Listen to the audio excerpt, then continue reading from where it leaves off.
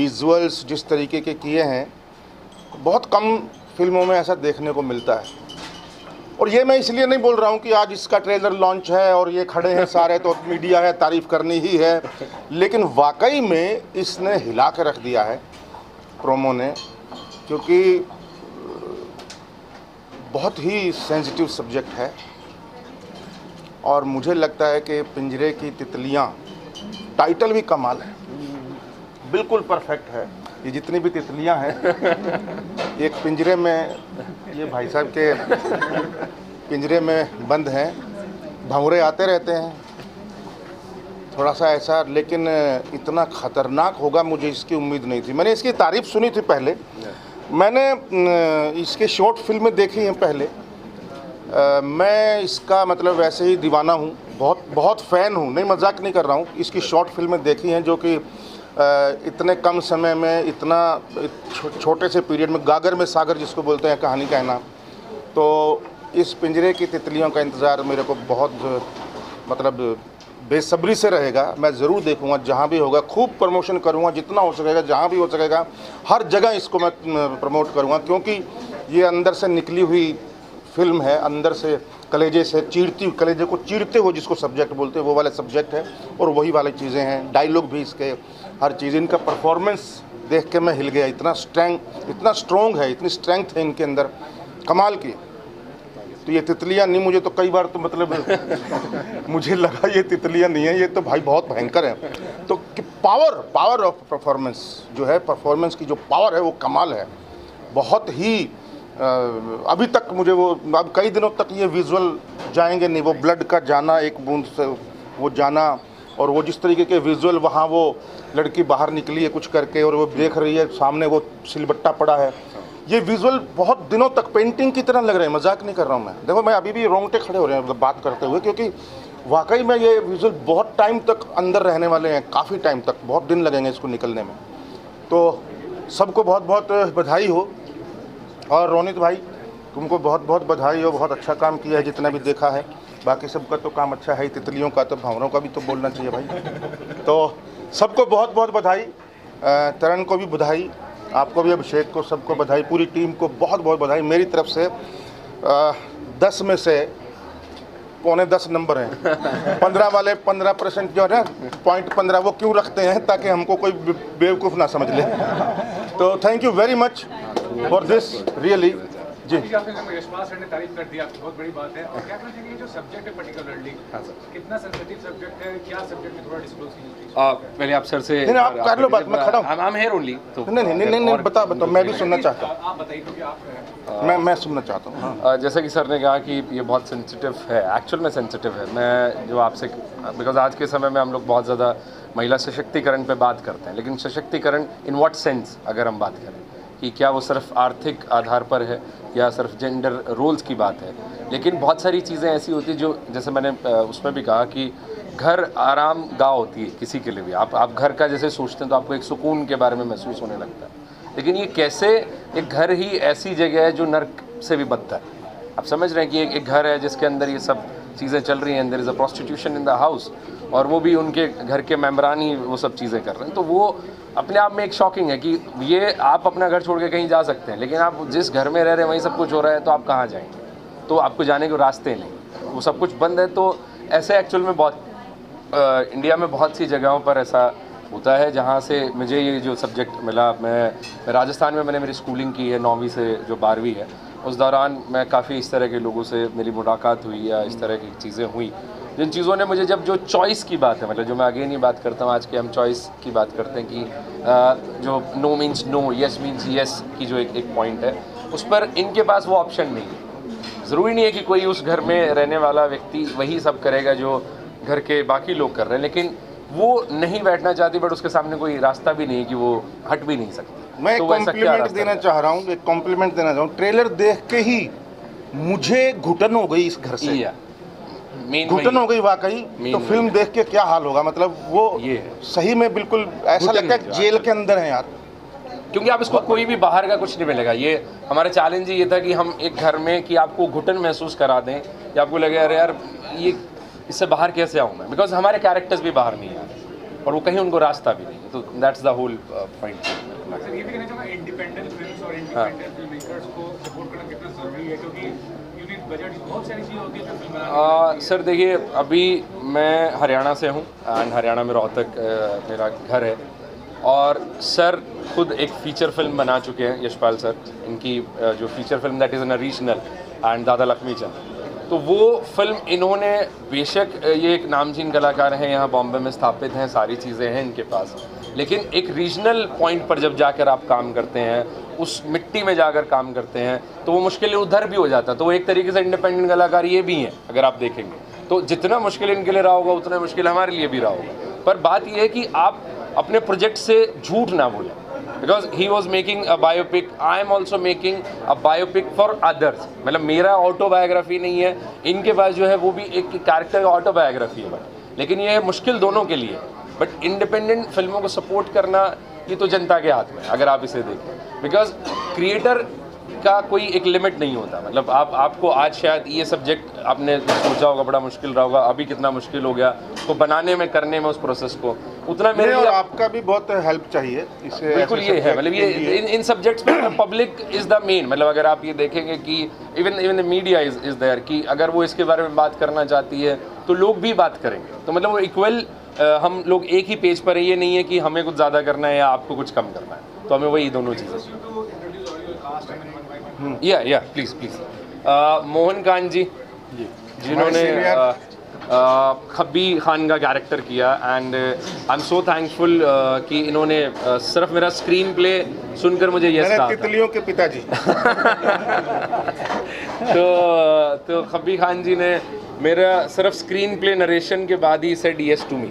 मैंने उनको वो सारी समस्याएं बताई कि बीइंग इंडिपेंडेंट फिल्म मेकर मेरे पास उस तरह से बजट नहीं है, या मैं आपको वो सब चीज़ें नहीं। और आप कमाल की बात देखिए, हरियाणा में जून की गर्मी में हमने ये फिल्म किया, which is like 44 to 45 degree of temperature. 48, I think it was 48। सारा क्यों बता रहे हैं? आपने 48 भी बता दिया। नहीं, चैलेंजिंग था। अरे वो मेमोरेबल है, वो भूल नहीं सकते उन क्षणों को।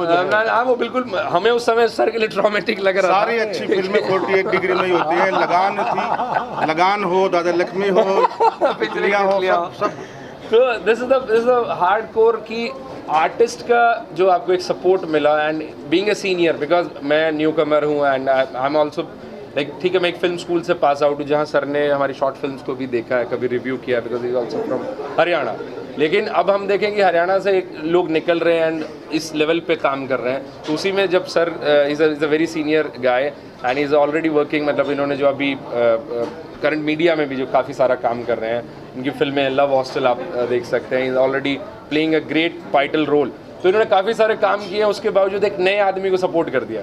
तो we are very much thankful to you कि सर आप आर्ट को कोई बायस नहीं हो रहे हैं कि मुझे क्या मिलेगा क्या नहीं। तो he is like I am very much thankful. आइए आप आइए। Geeta Saroha, and she is playing the character of Ruhi, और आपने ट्रेलर में उनकी दमदार परफॉर्मेंस देख ही ली थी। बिल्कुल पहचानने में भी और मैं मतलब मैं बोल रहा ना, हिला के रख दिया है। बोला तू मेरी बहन जैसी है और तू बहन चो। क्या डायलॉग है यार, किसने लिखा है? सैल्यूट है उसको। क्या बोल, मैं ही था सर, क्या बात मेरी करतूत है। आइए please sir. And Ruchita Deol played character of, हाँ ये सो रही थी, वो ये सो जाती थी सेट पे, तो इनको नींद बहुत पसंद थी। तो Ruchita Deol played the character of Rukhsar, तो इन्होंने जो रुखसार का कैरेक्टर किया। एंड रोनित जो है, आइए रोनित प्लेड कैरेक्टर ऑफ नवाब। हाँ, तो मैं पीछे से बात कर लेता हूँ। चैलेंज तो था कैरेक्टर को खुद अपने आप में प्ले करना, बिकॉज जब आप जिस एनवायरनमेंट को आपने बिल्कुल भी नहीं देखा होता है, लेकिन उसके इमोशनल और साइकोलॉजिकल सिचुएशन को समझना और वो प्ले करना, तो वो थोड़ा मुश्किल था। और पर इसमें आशीष ने काफ़ी ज़्यादा हेल्प की, बिकॉज आशीष एक ऐसे डायरेक्टर हैं जो नरेशन ही इतने अच्छे से देते हैं कि आप पूरा विजुलाइज कर लेते हो कि अच्छा कौन सा सीन उनको कैसे चाहिए। तो उनकी काफ़ी ज़्यादा हेल्प रही, क्योंकि उन्होंने बहुत अच्छे से स्टोरी भी सुनाई थी और वो क्या चाहते थे उस कैरेक्टर को उन्होंने कैसे क्या सोच के लिखा था। और सेट पे भी होता था, अगर कोई प्रॉब्लम होती थी तो उनसे डिस्कस करते थे कि भाई ये जो सीन है पर्टिकुलर आपको सही लग रहा है या नहीं लग रहा है। तो मतलब फाइनल कॉल जो होती थी वो उनकी होती थी। और बस हाँ, मतलब मैं मोस्ट चैलेंजिंग अगर बात करूँ तो उसी की होगी कि ऐसी सिचुएशन में जहाँ से आप भागना चाह रहे हो पर आप भाग भी नहीं सकते हो, बिकॉज प्रोस्टिट्यूशन एक ऐसी प्रोस्टिट्यूट जो होती है वो किसी की बीवी या किसी की गर्लफ्रेंड नहीं होती है कि उनके साथ कोई बहुत प्यार से सलूक कर रहा हो या कर रहा हो, वो मतलब कैसा भी इंसान उनको मिल सकता है। तो उस ट्रॉमा को सोच के कि उस ट्रॉमा में वो जा सकती है, वो ट्रॉमा, वो साइकोलॉजिकल स्टेट, वो इमोशनल स्टेट, और उस सिचुएशन के आगे घुटने भी नहीं टेकने हैं, रिबेलियस है, उसको किसी भी तरीके से यहाँ से भागना है, वो सारा सोचा, कैरेक्टराइज किया और प्ले किया। बाकी देखते हैं कैसा लगता है बाकी सबको।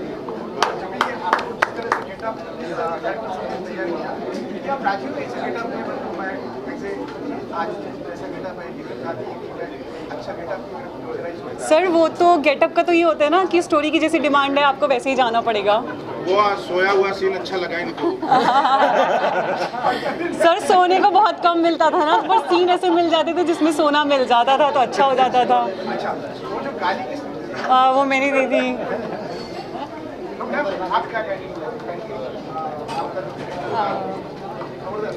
फिलहाल तो बहुत चैलेंज था इसको लेके, इस फिल्म को लेके, क्योंकि मैं हरियाणा से हूँ, जाट फैमिली से हूँ। इस किरदार को करना और इसकी परमिशन मिलना, ये मेरे लिए बहुत बड़ी बात थी। लेकिन फैमिली का सहयोग था मेरे साथ, भाई था, मम्मी पापा थे, तो मैं कर पाई इस चीज़ को। और ऐसा कुछ भी नहीं था कि हाँ करना है। मैं आशीष एक फिल्म के सेट पे हम लोग मिले और वहाँ से हमारी बातचीत हुई। आशीष ने मुझे कहानी बताई तो मुझे लगा कि ये कहानी करनी चाहिए। उसके बाद मैंने घर पे डिस्कस किया तो उनको भी लगा कि हाँ ये कहानी करनी चाहिए। तो मतलब अलग ही एक्सपीरियंस था और ऐसा चैलेंज मेरे को हो रहा था मैं कर पाऊँगी नहीं कर पाऊँगी, क्योंकि इससे पहले मैंने ऐसा किरदार कभी नहीं किया था।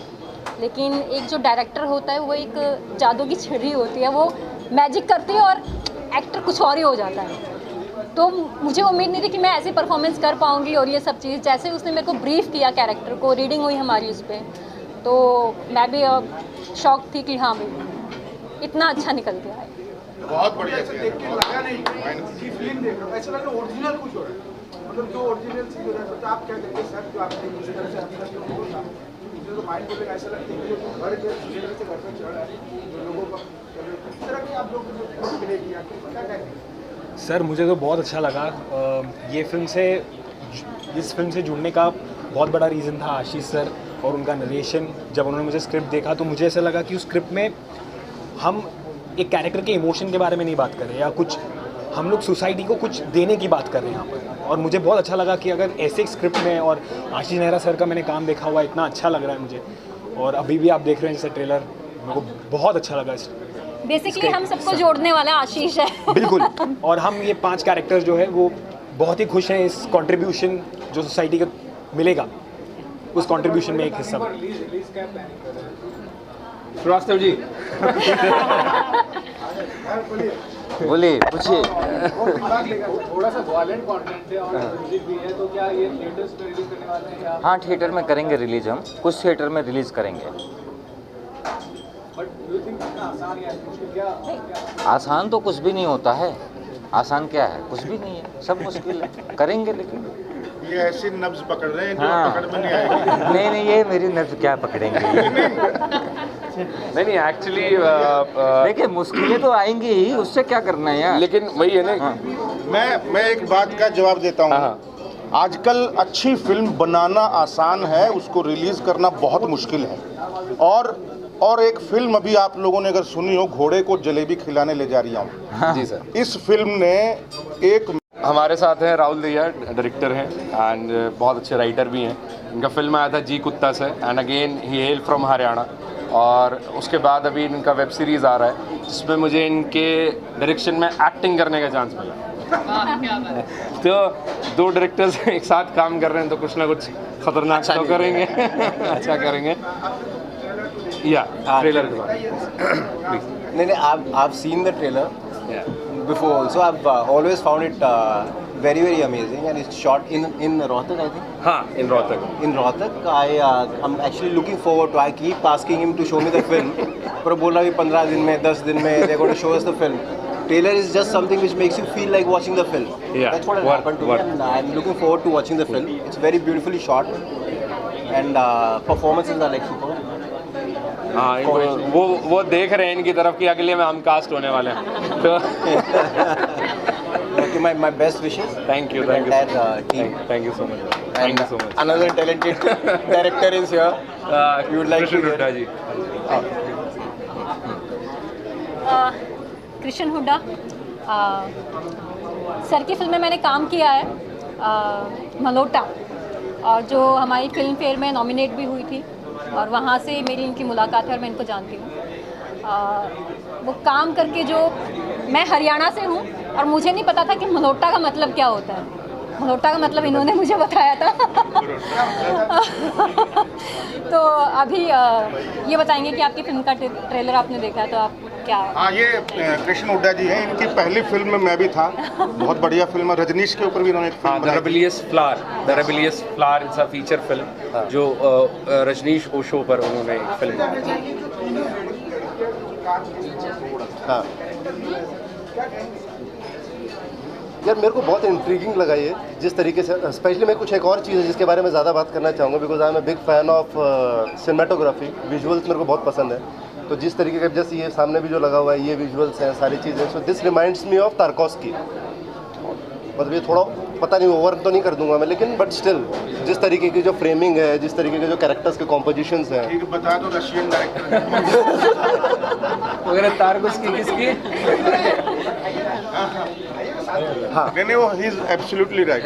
हाँ, सो इसके मतलब जो पेंटिंग की तरह मैं बताया, बिल्कुल सही बोल रहा। हाँ, तो वो पेंटिंग जैसा ही फील आ रहा था, जिस तरीके से कंपोज किया है कैरेक्टर्स को, सारी चीज़ों को, सो वो मेरे को पर्सनली बहुत इंटरेस्टिंग लगा। और जो इंटेंसिटी है कैरेक्टर्स की, जिस तरीके से बात कर रहे हैं, जो ड्रामा क्रिएट हो रहा है, वो बहुत इंटरेस्टिंग लगा मेरे को। सो आई एम वेरी क्यूरियस कि देखते हैं जो भी वो होगा। बिल्कुल। सो वेरी हैप्पी कि इतने, और वो भी एक सिंगल लोकेशन में बनाया है, तो वो अपने आप में एक बड़ा चैलेंज था जो अकम्प्लिश हुआ है। सो आई एम रियली हैप्पी कि हमारे यहाँ से चीज़ें हो रही हैं। चल बढ़िया बात। मैं एक बात बोलना चाहती हूँ, आशीष के बहुत लंबा बोलेगी तो वो डिलीट कर देंगे। नहीं, कोई बात नहीं। आशीष नेहरा के साथ काम करने का ये फ़ायदा है कि आशीष खुद भी एक बहुत अच्छे एक्टर हैं तो वो तो मतलब उनके साथ ना और मज़ा आता है काम करने में। मैंने नहीं हमेशा आर्टिस्टिक फिल्म नहीं और रियलिस्टिक के अलावा भी बनाते हैं इनके जोन, कमर्शियल भी काफ़ी लिखते हैं। ये राइटर भी बहुत अच्छे हैं, एक्टर भी है, राइटर भी है, डायरेक्टर भी है। सर कर चुकी हूँ मैं उसके साथ पहले एक शॉट। हाँ, दूसरी की बात हो चुकी है। Thank you so much. Thank you.